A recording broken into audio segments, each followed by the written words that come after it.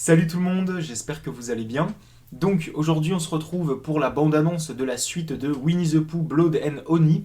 Un petit slasher que j'ai bien apprécié, que j'ai même trouvé attachant, même s'il n'exploite pas du tout son concept. Je trouve que pour un film d'horreur sur Winnie l'ourson, c'est un peu raté. Mais j'ai quand même passé un agréable petit moment devant ce slasher. Et je suis très intrigué en ce qui concerne la suite. Et d'ailleurs le résumé aussi vient de tomber et que je n'ai pas lu, donc je vais le lire avec vous. Au plus profond de leur forêt, une rage destructrice s'empare de Winnie l'ourson, Porcinet, Hibou et Tigrou, qui voient leur maison et leur vie menacées après que Christopher Robin ait révélé leur existence. Ne voulant plus vivre dans l'ombre, le groupe décide de porter le combat jusqu'à la ville d'Ashdown, où habite Christopher Robin, laissant dans leur sillage une traînée sanglante de mort et de chaos.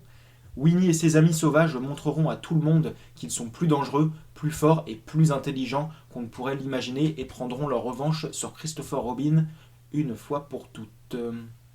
Et d'ailleurs, le film promet une trentaine de meurtres et plus de gore.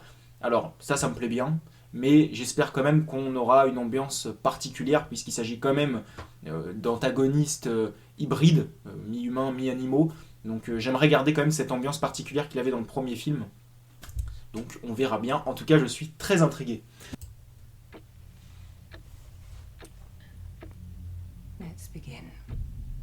I'm going to take you back. Ouais, changement d'acteur. We'll all wait, drift away. Ouais, j'avais vu les photos sur Insta. Good, I think. Do you recall anything from the session? Focus. Il a l'air quand même plus investi. What is happening? This was the day Billy was taken.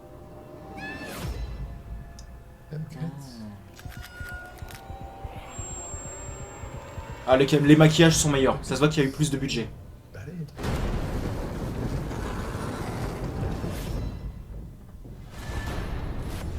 As if the earth itself was allowing this horror to rise up.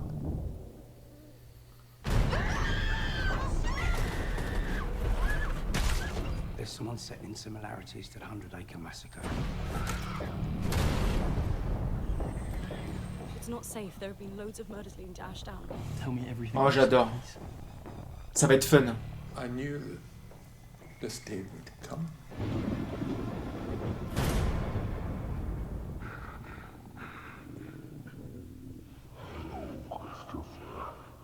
All of Ashdown will burn.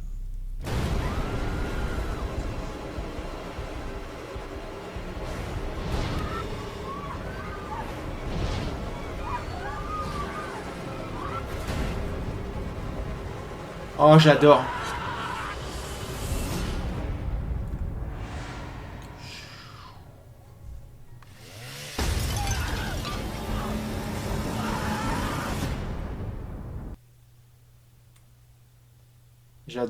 J'adore.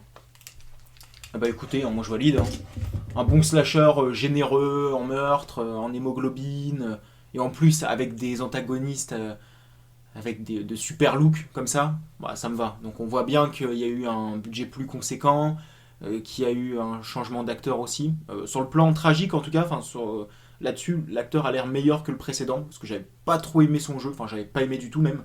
Et celui-là, il a l'air quand même un peu plus, il a l'air un peu plus talentueux. Ça me fait du bien de voir ce genre de slasher-là, parce que les reboots, les requels, les remakes, les suites, ça me saoulait. Et puis là, je me dis, bah, là, on transforme quand même un personnage pour enfants en monstre assoiffé de sang. Donc ça change un petit peu, même si on reste quand même devant du slasher un peu bête. Mais Winnie the Pooh, ça a quand même sa petite singularité, donc moi ça me fait plaisir. Je sais aussi qu'ils vont faire des versions horrifiques de Bambi, Peter Pan, Pinocchio, Cendrillon aussi, si je dis pas de conneries.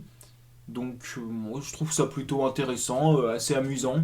Je sais aussi qu'il y a un film d'horreur sur Mickey, donc je suis chaud pour tout ça, quoi. C'est pas des projets exceptionnels, mais bah, ça apporte une petite touche de fraîcheur, on va dire. Donc voilà. Même si les personnages pour enfants transformés en psychopathes, bah voilà, pour Winnie quand même, pour Winnie the Pooh, j'aurais aimé qu'on mette en avant des gosses. Donc c'est un peu comme Five Nights at Freddy's, où on était quand même dans une pizzeria pour enfants, et finalement la gamine, on la mettait pas vraiment au centre de l'histoire, et c'est un peu dommage, quoi. Donc je pense que mettre des enfants au centre de l'action avec les monstres, il y a de quoi nous donner des moments un peu malaisants, un peu glauques. Et j'aurais aimé un peu ça en fait pour Winnie the Pooh, mais bon, je prends ce qu'il y a à prendre. Après, ce qui me rassure, ce qui arrange un peu le truc, c'est qu'on va s'intéresser à l'enfance de Christopher. Donc c'est déjà bien. On va en savoir plus. Donc écoutez, je suis chaud. Après, reste à voir si le film sortira en France au cinéma.